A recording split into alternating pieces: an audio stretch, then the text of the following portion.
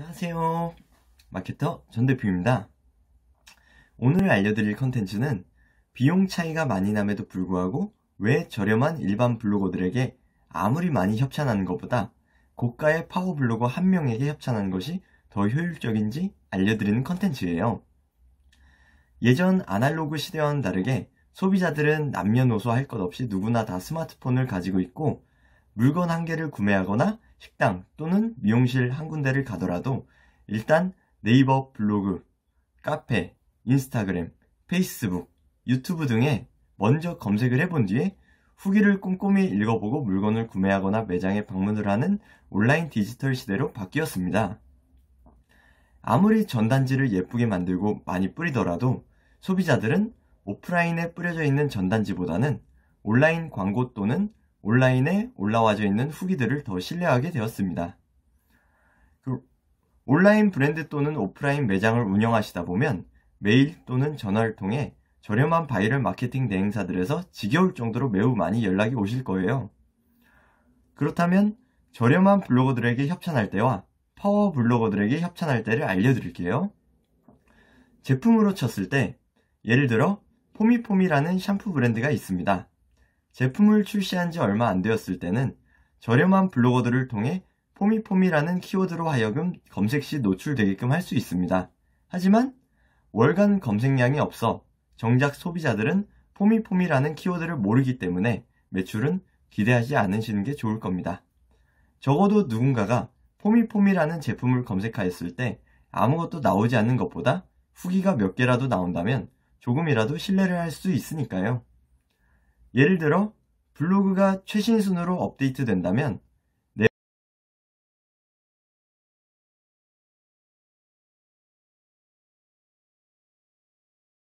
번째, 7일 전 블로거가 쓴 글이 첫 번째, 9월 22일에 쓴 글보다 위에 있어야 하는데 아래에 위치하여져 있습니다. 그 이유는 무엇일까요? 직접 게시글을 들어가 보시면 알 수 있습니다.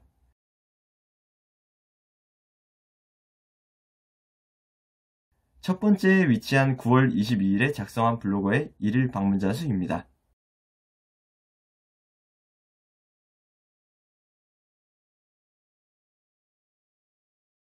두 번째에 위치한 7일 전에 작성한 블로거의 1일 방문자 수입니다.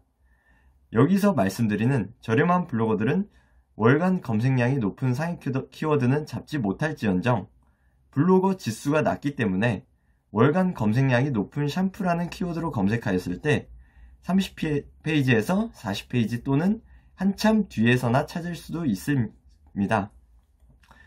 저렴한 바이럴 마케팅 대행사들에서 저렴하게 섭외하는 블로거들은 어제 갓 만든 블로거일 수도 있고 일일 방문자 수가 50명에서 100명도 채 되지 않을 수도 있습니다. 당연히 저런 대행사들도 상위 키워드를 노출시킬 수 있는 블로거들을 섭외할 수 있지만 처음 제안드렸던 금액보다 훨씬 배로 올라가는 것을 볼 수 있으실 겁니다. 오프라인 매장도 마찬가지입니다. 예를 들어 일산에 위치한 네일더담비라는 네일샵이 있습니다. 소비자들은 일산 네일이라고 검색을 하지 네일더담비라는 키워드는 알지도 못합니다. 그러면 매출이 발생될 수밖에 없는 고가의 파워 블로거들에게 협찬을 하였을 때는 어떻게 매출이 발생할 수밖에 없냐고요? 1일 방문자 수가 못해도 1만 명에서 2만 명 이상 되는 블로거들은 금액이 높은 대신에 월간 검색량이 높은 상위 키워드를 1페이지 상위권에 노출시킬 수 있는 블로거 지수가 됩니다. 이 외에도 상위 노출 로직에 대한 요인은 여러 가지들이 있습니다. 예를 들어 해당 블로거가 얼마나 영향력이 있는지에 따라서 얼마나 많은 소비자가 샴푸라는 키워드로 검색한 후에 어떠한 해당 블로거에 접속하느냐 또는 해당 블로거 게시물의 좋아요나 댓글이 얼마만큼 달리느냐에 따라서 순위가 변동됩니다.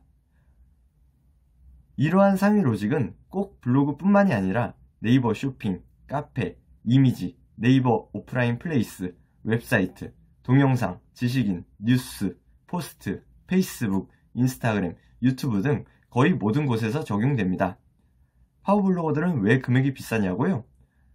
당연히 현재 영향력 있는 파워블로거들, 인스타그램 인플루언서들, 유튜버들이 처음부터 영향력이 있진 않았겠죠?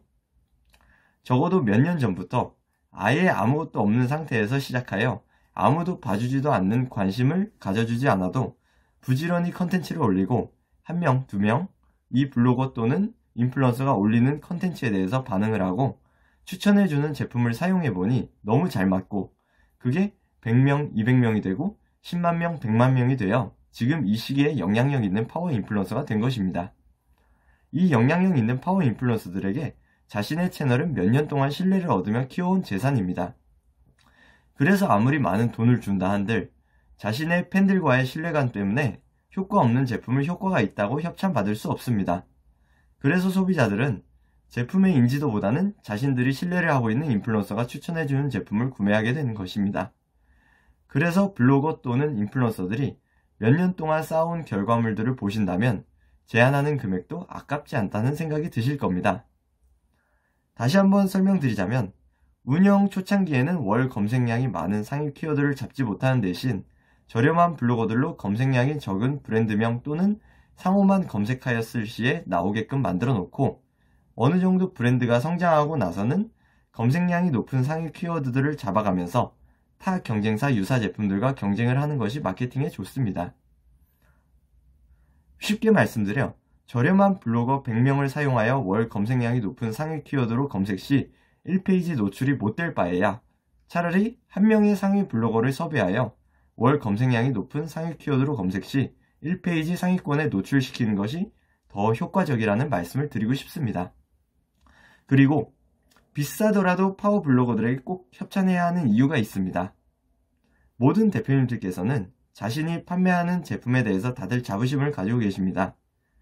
판매가가 3만원인데 판매가 저조하다면 판매가 저조한 이유가 분명히 있습니다. 그렇다면 일반 블로거보다는 만약에 샴푸 제품이라면 이 브랜드 저 브랜드 샴푸를 수십 수백 개 사용해본 파워 블로거에게 협찬하여 그 답을 찾을 수 있습니다.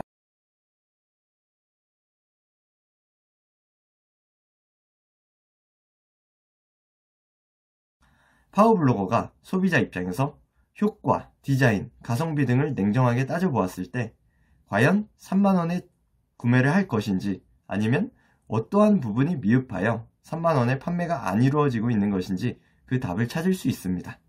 그러면 오늘도 부자 되신 하루 되세요.